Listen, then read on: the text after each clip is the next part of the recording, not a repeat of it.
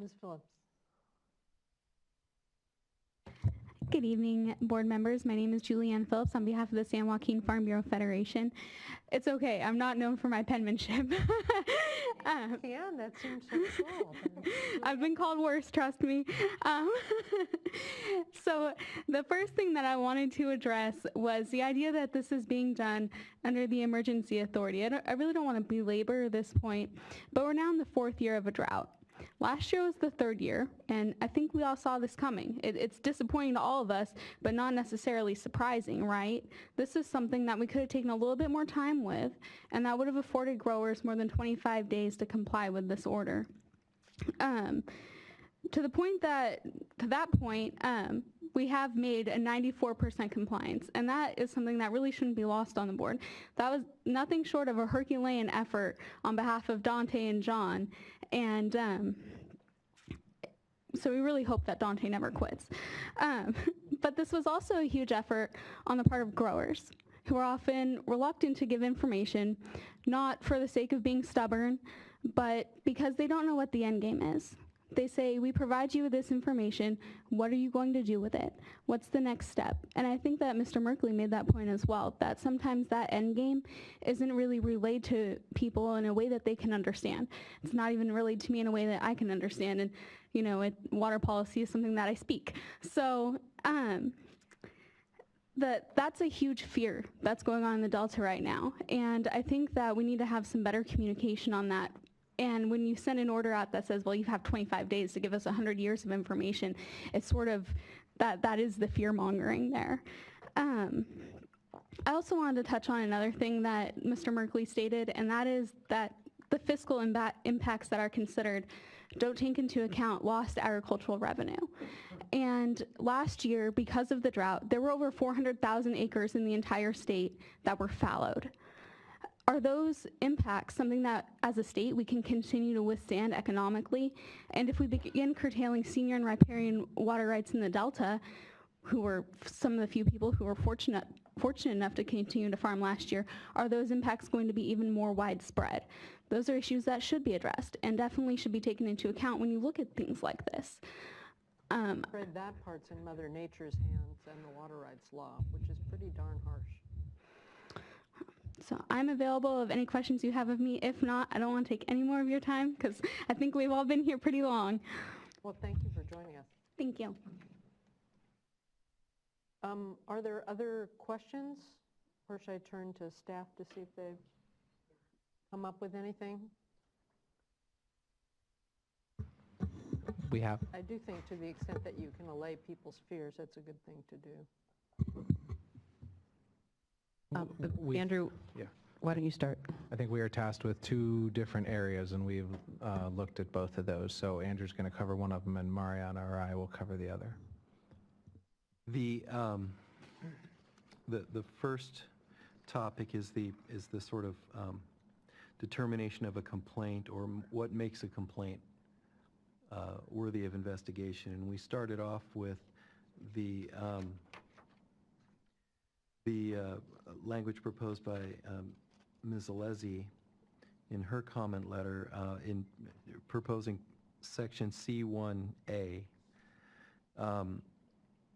She proposes adding the phrase after the first initial upon receipt of a complaint, adding a comma, and then determined by division staff to be reasonable and substantiated. The problem with using the terms reasonable and substantiated really is it just shifts the fight or the argument with the recipient or anyone who may be challenging this regulation as to what reasonable and substantiated is. And as Mr. Hartman intimated that, you know, the argument really is there should be some broader standard or more specific delegation to staff. I think the delegation to staff is what it really has always been, and that is staff investigates complaints that in staff's, really it's an expert opinion, determines they merit investigation. So the proposed change that we would add here is upon receipt of a complaint, comma, and then the new language starts, determined by staff to merit investigation, and then comma, And then it would continue with the original language, alleging interference with a water right by a water right holder, diverter, or user. That's our initial proposal, and we haven't had time to type it up to post on screen. Is your concern with substantiated that all of a sudden we're going to have this big argument about whether people put in evidence, which is what one of the other people suggest, and I think that just gets us into that same old do loop. I which suspect is how that could would- someone have evidence if someone hasn't been reporting stuff? So Exactly. I get that I don't want to make it switch the burden, but the And then word reasonable is kind of a good word. It becomes too close to the question. The next logical question would be, well, what is the standard? Is there a burden of sort of proof that a complainant needs to make? And really, you know, we get so many different kinds of complaints from so many directions that there's never been a burden of proof on the complainants. The burden is on the staff to determine whether a complaint, you know, needs further investigation. Using the terms reasonable and substantiated implies, in my lawyer mind at least, that the standard of proof for conducting an investigation needs to be determining that there's substantial evidence to base, you know, our investigation on. That may be accurate if we had to brief all this out, but I suspect that the burden on staff would be too great to be thinking, and certainly staff doesn't come to the lawyer every time they get a complaint and start investigating Well, it. how about the Spalletta language? Upon receipt of a complaint alleging interference with a water right by a water right holder, that's the current language, provided the complainant has provided specific factual information to support the allegation that specific identified diversions are unlawful and causing harm to the complainant. I don't know that it needs all this stuff at the end, but just that, To be causing harm to the right, complainant. but just Sorry. providing specific information. If I may, I think one of the things we want to guard against is making sure we don't rule out a great majority of our public trust kind of Right. complaints. And where we get complaints, and some of them are the stream has gone dry, and that is pretty much the end of it that we get. That's where the division staff, as we've all heard through many hours, water rights is very complex, and trying to sort that out, to put the burden on the person who notices that the stream has suddenly gone dry, whether it's from a legal marijuana grow up top of the watershed or a new illegal diversion, that's not something they can sort very easily, and that's where the division staff needs to be able to go into the records, needs to do some preliminary work. And so by having that initial work done by the complainant, that's a very tough bar for a lot of people, and there might be very legitimate complaints that would be ruled out by that kind of technique. So I want to make sure we don't make it so narrow that we are limiting ourselves in some very important kinds of situations. That's a very good point, and now you're doing exactly the same thing they're doing, which is understandable, which is worrying about how do you do what's reasonable in a given situation. So I would prefer to, because there are games in all of this, I agree with you. The whole point of doing it by complaint was so that specifically because we weren't going to do it everywhere, right? And it was so we would only be investigating where somebody alleged there was really a problem we should be investigating. So I'd be happy to say, you know, is found by staff to be reasonable and merits investigation, because then you're at least putting the reasonable word in. That would do it for me. Because I don't want you guys to have to pass a huge test in order to make that judgment, but I also want folks to have some protection or some sense that it's not just going to be a witch hunt with some people tossing in errant complaints that everybody has to then respond to. There's a judgment piece that we can't totally define, that you don't have the resources to go after crazy ones, but if we say reasonable and merits investigation, that should give some comfort. May I ask, would you be comfortable with leaving out the word reasonable, because that's so subjective, and just saying that staff has determined merits investigation? I mean, that implies it has to be reasonable, otherwise. I don't know, why not put the word in if it gets a belt and suspender kind of thing? Because what? you're being efficient. But But sometimes also- you put but- in two things to make people feel more comfortable. I don't care that much about it, I'm just trying to be helpful here. I in think terms it's- of giving people comfort language. I think because I think it raises the question, at least for me, well, what does this staff person consider reasonable versus that staff person? Oh, because now the word reasonable has connotations too. Yes. I think that just as a touchstone, when the board adopted the original language, and you can notice if you're looking at the underlined strikeout version that we would be sending to OAL, that large portions of this do mirror what was in place last year. So I think what the board wanted approximately 9 months ago was that the complaint process initiate us asking for more information. And certainly, I don't think you intended, nor did staff, because we have lots of things we're doing, to chase down every complaint, whether or not it has merit, but to begin the process with a process that already exists for us. So I think, Andrew had proposed staff determines it has merit to sort of jump over the hurdle of any frivolous complaint, or at least to reflect what we're already doing in taking the next step and asking somebody for further information. But I think Barbara said it best, that we really don't want to bar the gates to the court. To a legitimate complaint where someone just doesn't have the ability to get the information, but they know something's wrong. Right, and it may be our job to determine that. No, that is our job. And we are Absolutely. asking for information as the outcome of this. So that's what we have so far. I don't want to comment on the language you're talking about. I'm just wondering, are you going to insert similar language to the information part of it in addition to the complaint? There's two provisions. We were not proposing to add similar language to C1D, which says upon receipt of information, because that, at least as we looked at it, and we're talking about this in context of a complaint, it says upon receipt of information that indicates actual or threatened waste and unreasonable use. So we are talking about a different situation, not complaints, but we thought that information that indicates already essentially had that bar there. So we were not proposing the same change in C1D. What's your suggestion on the transfer line? That's the next question. Oh, since my mic's already on. Not that, it's that. I recopied it. What we're proposing is, instead of in the fourth line, I guess if you're, well, the fourth line where it said compliance with transfer law, if the transfer, sorry, what? C2. C2, the fourth line, so right where the underline starts on the strikeout underline version, says compliance with transfer law if the transfer diversion was not subject to approval of the board, and so on.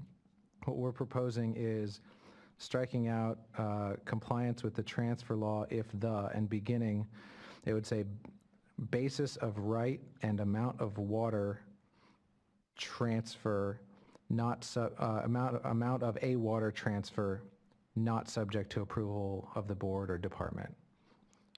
What does that do? What that does is it limits it to what we had sort of discussed before, is that what we're trying to get at here is exactly what you were talking about. Is the underlying basis of the right of the transferor valid? Did they transfer it to the transferee? And is there a plus and a minus somewhere that means that there was an actual transfer? Not all of the other things that would come with compliance with transfer law, like no injury, but really just the plus and minus in the ledger. Okay. Is there a real right? Did they stop diverting some amount and give it to someone else? Who is the person who's claiming it, which is why we're asking for the information. So it really is a much smaller closed loop. Okay, so it doesn't open all those doors. No. That's much better. So what do you all, what else do you want to talk about, or what's your pleasure on the language? I won't fall on my sword on reasonable. I am comfortable with the language that was proposed. Please read it again. Are you putting it up? Is that what you're trying to do? Okay. Oh, It simply says staff's determination that it has merit, or words to that effect, without the word reasonable. yeah, sorry. Determined by staff to merit investigation, although that That's phrase passive, may isn't be it? Yeah, sorry, go ahead. slightly rearranged.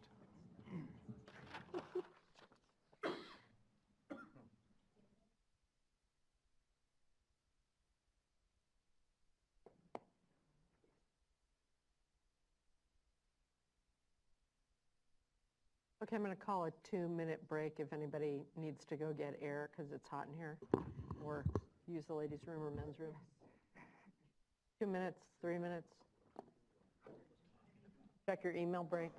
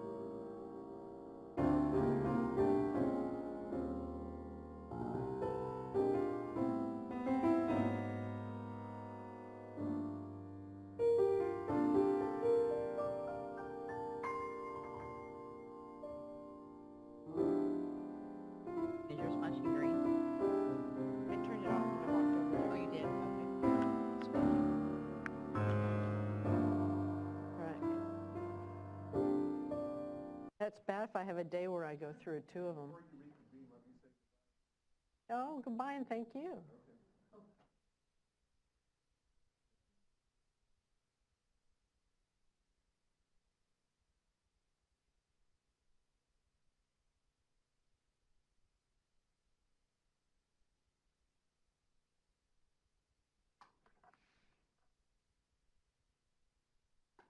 Sorry, I'm almost there.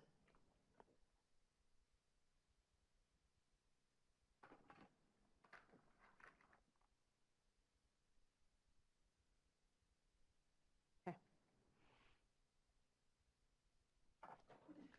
All right. What are we looking at? What you're looking at is a underline and strikeout track changes version of what's essentially a change sheet. So it's not in the underline and strikeout format that we'll submit it to the Office of Administrative Law, but it's in the change sheet underline and strikeout format versus what you originally saw and what was proposed to the board. Okay. So it includes the 2 changes that staff proposed, C1A and C2, and then also the typographical error that was noted during the presentation that's in C1C. Okay. That's it. Ready for a motion? Yep. Move adoption with the changes. Second. All in favor? Aye. It carries. Thank you. And that's adoption of the resolution. And that's adoption of the resolution proposed by staff with this attachment. That's right. That's what it is.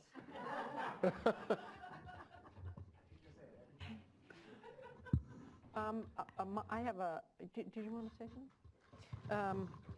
I think these are important. I do think one of the things that came up that we really need to do a sweep for on all of these is frequently we're looking at drafts and it's drafts to ourselves and we understand our system. But I think a couple of people made the point that we do need to be mindful of how folks out in the world are going to take it and put, and we could have done a better job on this. I'm not critiquing. This is important for us to be doing, and getting information, I think, is one of the most important things we can do. But if we can all remind each other to do a read-through for the intended recipients of things, and to the extent we can show it to people in advance, as was suggested, that's really helpful. We tried to vet some things, but not all things that we could. It'd just be helpful, because having government speak in sort of plain English, knowledgeable or aware of the fears that people have about what we do, I forgot to. So I just think we should all remind each other, pinky pack, to do that as often as possible. I hesitate to ask about item 10 and board member reports. I think... Let me spend the steam right now. I'm just saying, I'm interested in this, but I think now is not the time. And with respect to the executive director's report, I've read it, and it's great. Wonderful. Good job, Tom. it's a page turner, I have to say. I just want to point out that it is so timely as well, because the request this morning to, in terms of reporting on the barrier project is in that report. So it's also extraordinarily timely. There you go. All right. Thank you all, and with that, the meeting is recessed till tomorrow morning, or is that a separate workshop?